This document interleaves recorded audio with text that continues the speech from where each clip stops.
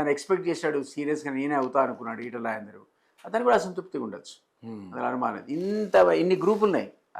రకంగా చెప్పాలంటే బీజేపీ ఆ గ్రూప్ తగాదాలు సహజంగా బయటికి రావు, చాలా కంట్రోల్డ్ ఉంటాయి అవి. అట్లాంటి దాంట్లో మనందరికీ తెలుసు వీళ్ళందరికీ గ్రూపులు ఉన్నాయని. అరవింద్ గ్రూపు, ఈటల రాజేందర్తో గ్రూపు, సీనియర్లు అయినటువంటి కిషన్ రెడ్డి వాళ్ళతో గ్రూపు. సరే దత్తాత్రేయ గారు ఇప్పుడు గవర్నర్ వెళ్ళిపోయినాక ఆ గ్రూప్ పక్కకు పోయింది, కానీ అదో గ్రూప్ ఉండేది వరకు. సో ఇన్ని గ్రూపుల మధ్య తగాదాల లోపల ఎవరికి ఇస్తే వాళ్ళ కోపం అట్లా ఉండి కొంత గందరగోళ పరిస్థితులు ఉన్నాయి. నేనే అధ్యక్షుడిని రాజసింగ్ ప్రకటించుకున్నాడు, పోయి నామినేషన్ ఇద్దామంటే నా మావాడనే బెదిరించారు అంటాడు ఆయన. అది గందరగోళం. సో ఈయనను యునానిమస్గా తీసుకురావడంలో అది ఆశ్చర్యం ఉంది. యాక్చువల్లీ మనం ఎవరు కూడా ఆయన వస్తాడని మనం ఎక్స్పెక్ట్ చేయలేదు. బట్ డెఫినెట్లీ మీరు అన్నట్టు ఆ క్వాలిటీస్ అనేది అతనికి ఉన్నాయి. ఈ may not be A mass leader. ఆయన ఎమ్మెల్యే కాంటెస్ట్ చేశాడు, ఎమ్మెల్సీ గెలిచాడు. అయినా కూడా ఈటల రాజేందర్తో పోలిస్తే, డికే అరుణతో పోలిస్తే, అరవింద్తో పోలిస్తే ఆయన మాస్ లీడర్ కాదు, డెఫినెట్లీ క్లాస్ లీడర్ అయ్యారు.